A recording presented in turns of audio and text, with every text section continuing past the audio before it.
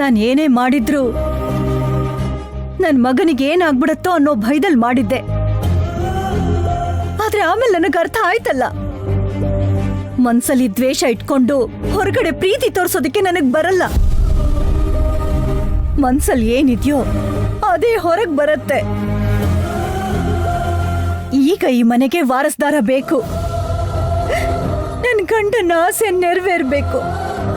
ಅದೇ ನನ್ ಗುರಿ. ಈಗ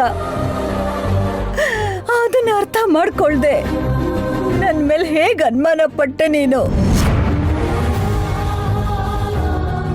ಅಯ್ಯೋ ಅತ್ತೆ, ನನಗ್ ನಿಮ್ ಮೇಲೆ ಯಾವ ತರ ಅನುಮಾನನೂ ಇಲ್ಲ.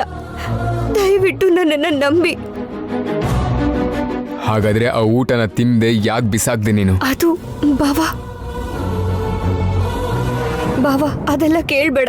ಅತ್ತೆ ಮೇಲೆ ನನಗೆ ಯಾವ ಅನುಮಾನನೂ ಇಲ್ಲ. ಅದನ್ನ ನಂಬಿದ್ರೆ ಸಾಕು. ಇಲ್ಲ ಅಲ್ವಾ? ಹಾಗಾದ್ರೆ ಇವಾಗ ಅಮ್ಮ ಊಟ ಕಲ್ಸ್ಕೊಡೋದನ್ನ ನೀನ್ ತಿನ್ನು.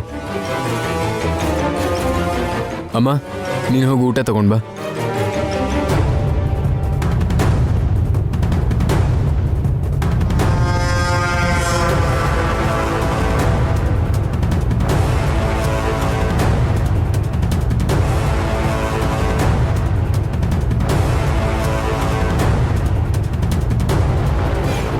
ತಿನ್ನು.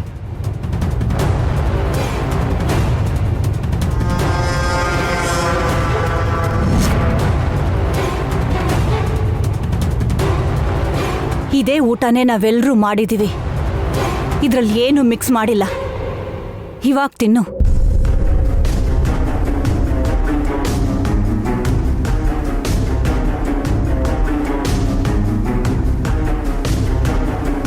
ನೋಡ್ತಾ ಇದೆಯೇನಮ್ಮ, ತಿನ್ನು. ದಯವಿಟ್ಟು ಈ ವಿಷಯದಲ್ಲಿ ನನ್ನನ್ನ ಯಾರು ಬಲವಂತ ಮಾಡಬೇಡಿ. ಇನ್ನೇನ್ ಯೋಚನೆ ಮಾಡ್ತಿದ್ಯಾ? ಮನಸ್ಸಿನಲ್ಲಿ ಏನ್ ಇಟ್ಕೊಂಡಿದ್ಯಾ? ನೀವ್ ಎಷ್ಟೇ ಹೇಳಿದ್ರು ಅವಳು ತಿನ್ನಲ್ಲ ಅಜ್ಜಿ. ನಮ್ ಯಾರ ಮೇಲೂ ಅವಳಿಗೆ ನಂಬಿಕೆನೇ ಇಲ್ಲ. ಇಲ್ಲ, ಅಂಥದ್ದೇನೂ ಇಲ್ಲ ಅಂತ ಹೇಳ್ತಿದ್ದೀನಲ್ಲ. ಯಾಕೆ ಮತ್ತೆ ಮತ್ತೆ ಅದ್ರ ಬಗ್ಗೆನೇ ಮಾತಾಡ್ತಾ ಇದ್ದೀರಾ? ಅಂದ್ಮೇಲೆ ಯಾಕೆ ಇಷ್ಟೊಂದು ಯೋಚನೆ ಮಾಡ್ತಾ ಇದ್ಯಾ? ನನಗೆ ನಂಬಿಕೆ ಇದೆ. ನಿನ್ನ ಗಂಡನಾಗಿ ನಿನಗೆ ನನ್ನ ಮೇಲೆ ನಂಬಿಕೆ ಇದ್ರೆ ಈಗ ಊಟ ಮಾಡು. ತಿನ್ನು ವೈದೇಹಿ, ಯಾಕೆ ಯೋಚನೆ ಮಾಡ್ತಿದ್ಯಾ? ತಿನ್ನು. ನಾನು ತಿನ್ನಲ್ಲ ತಿನ್ನಲ್ಲ ತಿನ್ನಲ್ಲ.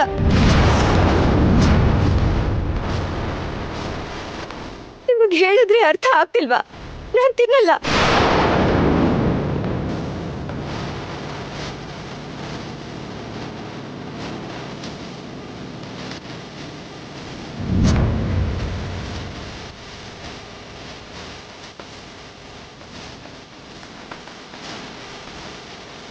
ಇದು ಈ ಮನೆ ಚಿಕ್ಕ ಸೊಸೆ ಪರಿಸ್ಥಿತಿ. ದೇವಾಂಶ್ ನಮ್ಮೇಲೆ ಅನುಮಾನ ಪಟ್ಟಿದ್ದಾಯ್ತು. ನಿನ್ಮೇಲೂ ನಾಳೆನೂ ನಾಡಿದ್ದು ಅನುಮಾನ ಪಡ್ತಾಳೆ. ಆಲ್ರೆಡಿ ನಿನ್ಮೇಲೂ ಕೂಡ ಅನುಮಾನ ಬಂದಿದೆ. ಗಂಡ ಅನ್ನೋ ಬೆಲೆ ಕೂಡ ಇಲ್ಲ. ಗಂಡನಿಗೆ ಮರ್ಯಾದೆ ಕೊಡೋದ್ರ ಬಗ್ಗೆ ನೀನು ಮಾತಾಡ್ತಾ ಇದೀಯಾ? ಸರಿ, ನನಗ್ ಹೇಗೋ ಹೆಸರಿಟ್ಟಿದ್ದೀರಾ. ವೈದೇಹಿ ಒಳ್ಳೆ ಹೆಂಡತಿ ಅಲ್ವಾ? ಅವಳ ಬಗ್ಗೆ ಮಾತಾಡಿ. ಈಗ ನಿಜವಾಗ್ಲೂ ವೈದೇಹಿಗೆ ನಂಬಿಕೆ ಇದ್ದಿದ್ರೆ ಅವಳು ಮಾತು ಕೇಳೋ ಹಾಗೆ ಮಾಡಿ ಪ್ರೂವ್ ಮಾಡ್ಕೊಳಕ್ ಹೇಳಿ.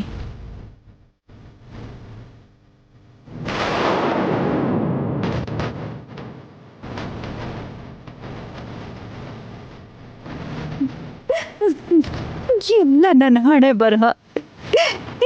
ಯಾವ ಜನ್ಮದಲ್ಲಿ ಏನ್ ಪಾಪ ಮಾಡಿದ್ನೋ ಏನೋ, ಅದಕ್ಕೆ ಇದನ್ನೆಲ್ಲ ಅನ್ಭವಿಸೋ ಗತಿ ಬಂದಿದೆ.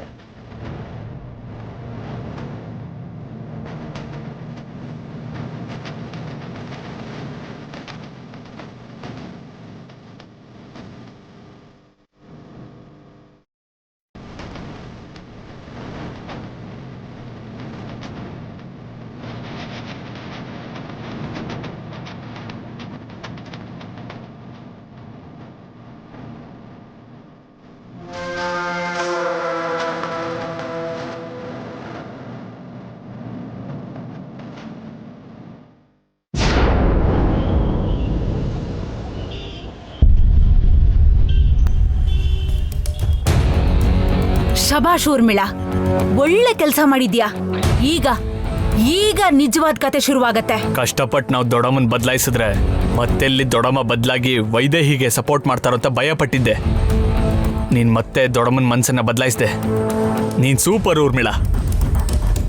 ಈ ರೇಂಜಲ್ಲಿ ಮಾಡ್ಲಿಲ್ಲ ಅಂದ್ರೆ ತಲೆ ಮೇಲ್ ಕೂತ್ಕೊಂಡ್ ಮೆರಿತಿರೋರು ನೆಲಕ್ ಬೀಳೋದಿಲ್ಲ.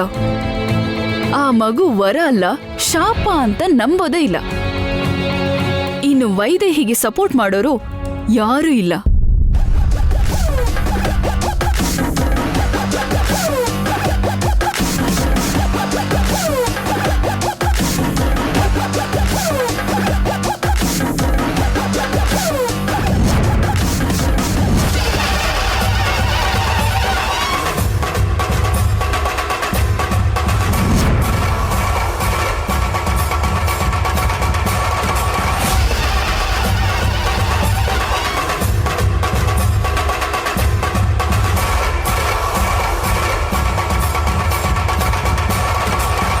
ನಿಮ್ಗೆ ಬಾಯೆಲ್ಲ ಬಿದ್ದೋಗಿತ್ತಲ್ಲ, ಅದು ಹಾಗೆ ಇದ್ಬಿಟ್ಟಿದ್ರೆ ತುಂಬಾ ಚೆನ್ನಾಗಿರ್ತಿತ್ತು.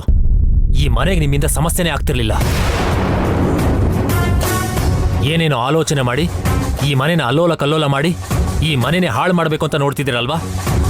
ಆ ಥರ ಪರಿಸ್ಥಿತಿ ಬಂದ್ರೆ ಆ ಪರಿಣಾಮಕ್ಕೆ ಬಲಿಯಾಗೋರು ಮೊದಲು ಯಾರು ಗೊತ್ತಾ? ನೀನೇ.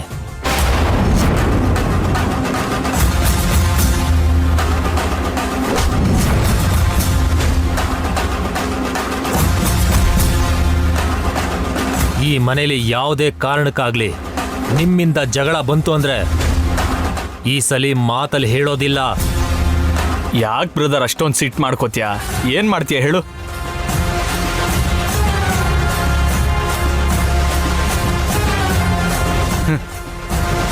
ಏನೂ ಮಾಡಕ್ಕಾಗಲ್ಲ.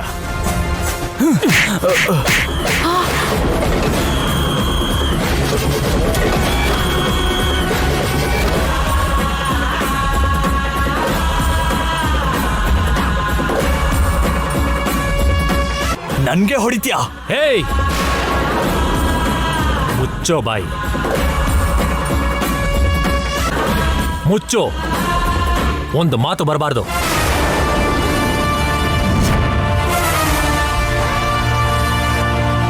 ಆಮೇಲೆ ನಾನು ಏನು ಮಾಡ್ತೀನೋ ನನಗೆ ಗೊತ್ತಿಲ್ಲ. ಇನ್ನೊಂದು ಮಾತಾಡಿದ್ರು ಕೊಂದು ಹಾಕ್ಬಿಡ್ತೀನಿ.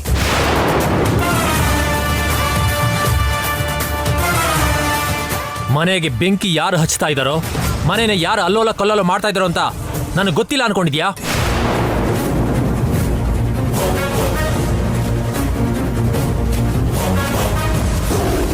ಆದ್ರೂ ಹೆಣ್ಣು ಮಕ್ಕಳ ಜೊತೆ ಸೇರ್ಕೊಂಡು ಮನೆ ಹಾಳು ಮಾಡೋ ಕೆಲಸ ಮಾಡ್ತಿದ್ಯಲ್ಲ, ನಾಚಿಕೆ ಆಗಲ್ವಾ ನಿನ್ಗೆ?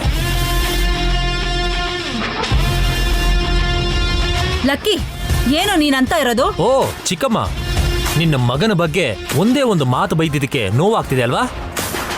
ನೀವು ನನ್ನ ಕುಟುಂಬನ ಒಡೆದು ಹಾಕಬೇಕು ಅಂತ ನೀವು ನೋಡ್ತಾ ಇದ್ರೆ ನನಗೆಷ್ಟು ನೋವಾಗಬೇಡ. ನಿಮ್ಮ ಈ ಕೆಟ್ಟ ಬುದ್ಧಿಯಿಂದ ನನ್ನ ಹೆಂಡತಿ ಮನಸ್ಸನ್ನು ಕೂಡ ಹಾಳು ಮಾಡಿಟ್ಟಿದ್ದೀರಾ. ಅವರು 1000 ಹೇಳ್ತಾರೆ, ನಿನಗೆ ಅಂತ ಬುದ್ಧಿ ಬೇಡವಾ? ಇಷ್ಟು ದಿವಸ ನನ್ನ ಕೈಲಿ ಆಗದೇನೋ ಅಥವಾ ನಿನ್ನ ಅದೃಷ್ಟದಿಂದನೋ ನೀನು ಆಡಿದ್ದೆ ಆಟ, ಮಾಡಿದ್ದೆ ಪಾಠ ಆಗೋಗಿತ್ತು. ಇನ್ಮೇಲೆ ನಿನ್ನ ಆಟ ನಡೆಯೋದಿಲ್ಲ.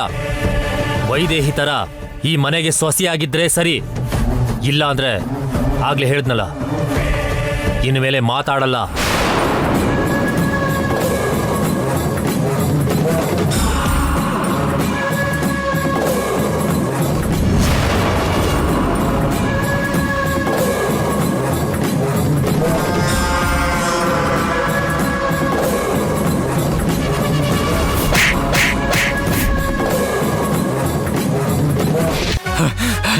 ನನ್ಗೆ ಹೊಡಿತಾನ?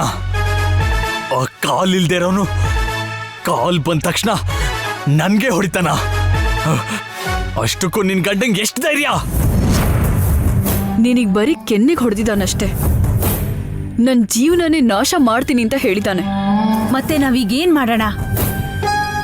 ಇಷ್ಟಕ್ಕೆಲ್ಲ ನಾವು ಭಯ ಪಡ್ತಾ ಇದ್ರೆ ನಾವ್ ಅನ್ಕೊಂಡಿರೋದು ಆಗೋದಿಲ್ಲ.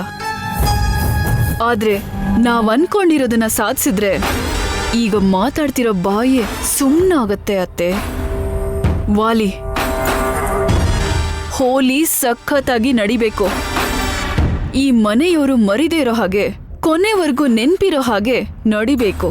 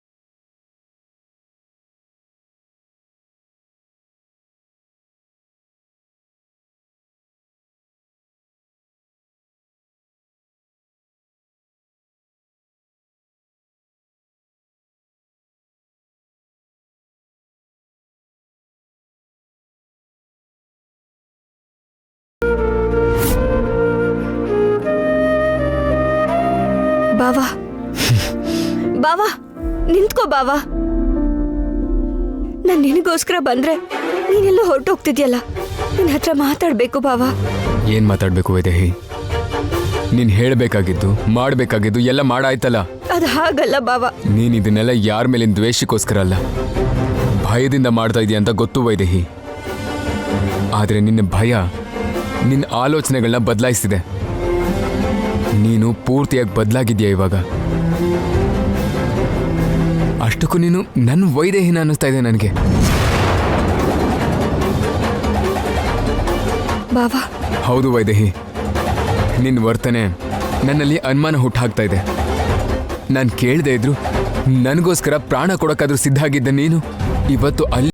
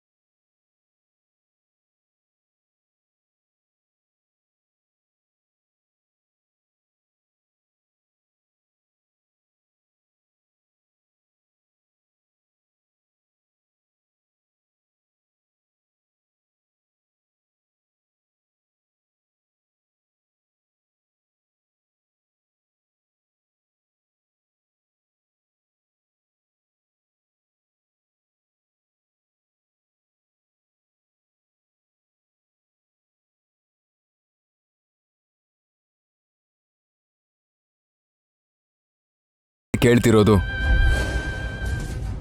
ಅಮ್ಮ ಅಂದ್ರೆ ಅಷ್ಟೊಂದು ಸಂತೋಷ ಪಡ್ತಾ ಇದ್ದಿದ್ ನೀನು ಅಮ್ಮ ಕೊಟ್ಟಿದ್ದ ಊಟನ ಯಾಕೆ ತಿಂತಾ ಇಲ್ಲ?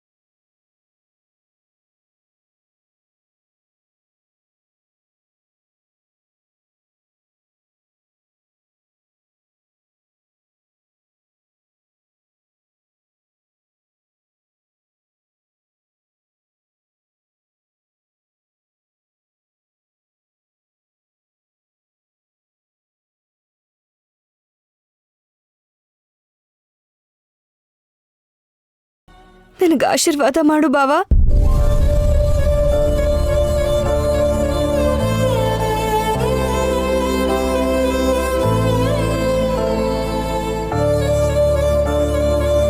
ಗಂಡನ ಮಾತಿಗೆ ಬೆಲೆ ಇಲ್ಲ ಅಂದಮೇಲೆ ಆ ಗಂಡನ ಆಶೀರ್ವಾದಕ್ಕೆ ಏನ್ ಬೆಲೆ ಇರುತ್ತೆ ವೈದೇಹಿ? ಬಾವ ಬಾವ ಹಾಗನ್ಬೇಡ ಬಾವ. ನಿನ್ ಮಾತನ್ನ ಕೇಳ್ದೆ ಹೋದ್ರೆ ಇನ್ಯಾರ ಮಾತನ್ನ ಕೇಳ್ತೀನಿ ಹೇಳು? ನಿನ್ನ ಆಶೀರ್ವಾದ ತುಂಬಾ ಮುಖ್ಯ ಬಾವ. ಆಶೀರ್ವಾದ ಮಾಡು.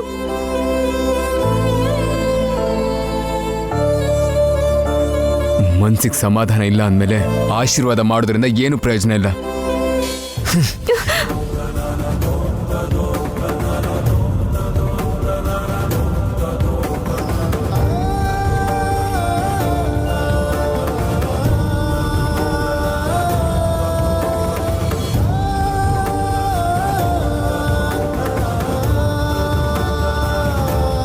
ನೀನ್ ಯಾಕೆ ಹೀಗೆ ಮಾಡ್ತಾ ಇದೀಯ ಅಂತ ನನಗೆ ಗೊತ್ತಿಲ್ಲ ವೈದೇಹಿ. ಎಲ್ರ ಮುಂದೆ ನನ್ನ ವೈದೇಹಿ ತಲೆ ತಗ್ಸೋಂಥ ಪರಿಸ್ಥಿತಿ ಬಂದ್ರೆ ನನಗೆ ಸಹಿಸ್ಕೊಳಕ್ಕಾಗಲ್ಲ.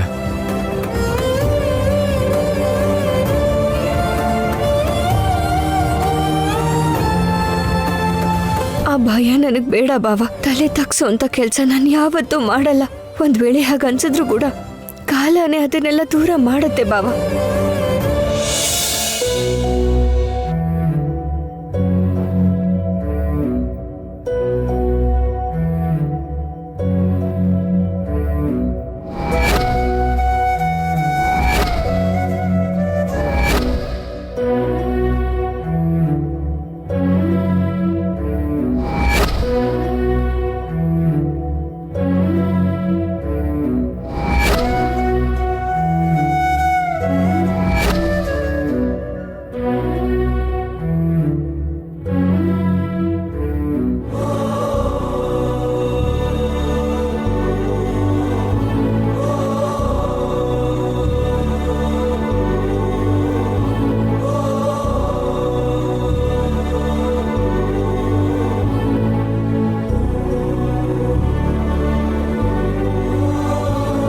ಏನತ್ತೆ, ಇನ್ನೂ ನೀವು ನಡೆದಿರೋದ್ ಬಗ್ಗೆ ಯೋಚಿಸ್ತಾ ಬೇಜಾರ್ ಮಾಡ್ಕೊಂತಿದ್ದೀರಾ?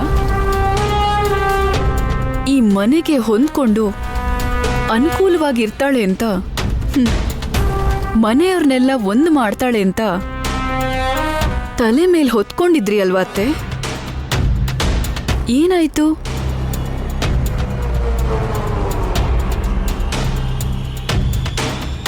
ನಾನಿರೋದನ್ನ ಇದ್ದ ಹಾಗೆ ಮುಖದ ಮೇಲೆ ಹೇಳ್ಬಿಡ್ತೀನಿ. ಅದಕ್ಕೆ ಕೆಟ್ಟ ಹೆಸರು ತಗೊಂಡ್ಬಿಟ್ಟಿದ್ದೀನಿ. ಅವಳು ಪ್ರೀತಿ ಇರೋ ಥರ ನಾಟಕ ಮಾಡ್ತಾಳೆ, ಅದಕ್ಕೆ ಒಳ್ಳೆ ಹೆಸರು ತಗೊಂಡಿದ್ದಾಳೆ. ಆದ್ರೆ ನಿಜವಾದ ಸ್ವರೂಪ ಏನು ಅಂತ ಈಗ್ಲಾದ್ರೂ ಅರ್ಥ ಆಯ್ತಾ? ಉರ್ಮಿಳಾ, ಚಿಕ್ಕ ವಿಷಯನ ದೊಡ್ಡದು ಮಾಡ್ತಾ ಇದೀಯಾ? ಅಯ್ಯಯ್ಯೋ ಲಕ್ಕಿ, ಯಾವಾಗ ನೋಡಿದ್ರು ನಂಗೆ ಬೈತಿರ್ತೀರಲ್ಲ. ವಿಷಯ ಹೇಳ್ತೀನಿ, ಸರಿಯಾಗಿ ಕೇಳಿಸ್ಕೊಳ್ಳಿ. ಇಷ್ಟು ದಿವಸ ಬೂದಿಲ್ ಮುಚ್ಚಿದ ಕೆಂಡನ ಐಸ್ ಪುಡಿ ಅನ್ಕೊಂಡು ಅಂಗೈಲಿಟ್ಕೊಂಡು ಓಡಾಡ್ತಿದ್ರು. ಅದನ್ನೇ ಅತ್ತೆಗೆ ಹೇಳ್ತಾ ಇದ್ದೆ ನಾನು. ನೀನು ಏನು ಬೇಕಾದ್ರೂ ಮಾಡಬಲ್ಲೆ ಉರ್ಮಿಳಾ. ಏನು ಇಲ್ದಿರೋ ವಿಷಯನೇ ದೊಡ್ಡದು ಮಾಡುವಂತ ಪ್ರತಿಭಾವಂತೆ. ಇಂಥ ಅವಕಾಶ ಸಿಕ್ಕಾಗ ಯಾಕೆ ಸುಮ್ಮನೆ ಇರ್ತೀಯ? ಏನು ಬೇಕಾದ್ರೂ ಮಾಡಬಲ್ಲೆ. ಆದ್ರೆ ಕಣ್ಣು ಕಾಣಿಸ್ದಿರೋ ವಿಷಯದಲ್ಲಿ ಅರ್ಥ ಆಗದೇ ಇರೋ ಎಷ್ಟೋ ಸತ್ಯಗಳಿರುತ್ತೆ. ನೀನು ಅದನ್ನ ಅರ್ಥ ಮಾಡ್ಕೊಳ್ಳೋ ಪ್ರಯತ್ನ ಮಾಡು. ನಮಗ್ ಅರ್ಥ ಆಗಿದ್ ಒಂದೇ, ಆ ವೈದೇಹಿಗೆ ಅತ್ತೆ ಮೇಲೆ ಅನುಮಾನ ಇದೆ. ಅತ್ತೆ, ನಿಮಗ್ ಬೇರೆ ಏನಾದ್ರೂ ಅರ್ಥ ಆಯ್ತಾ? ಹೋಗ್ಲಿ, ನೀವೇನ್ ಅರ್ಥ ಮಾಡ್ಕೊಂಡ್ರಿ ಹೇಳಿ. ಇಲ್ಲ ಅಂದ್ರೆ ಅಲ್ಲೋಡಿ, ಅವಳೇ ಬರ್ತಿದ್ದಾಳೆ, ಅವಳನ್ನೇ ಕೇಳಿ.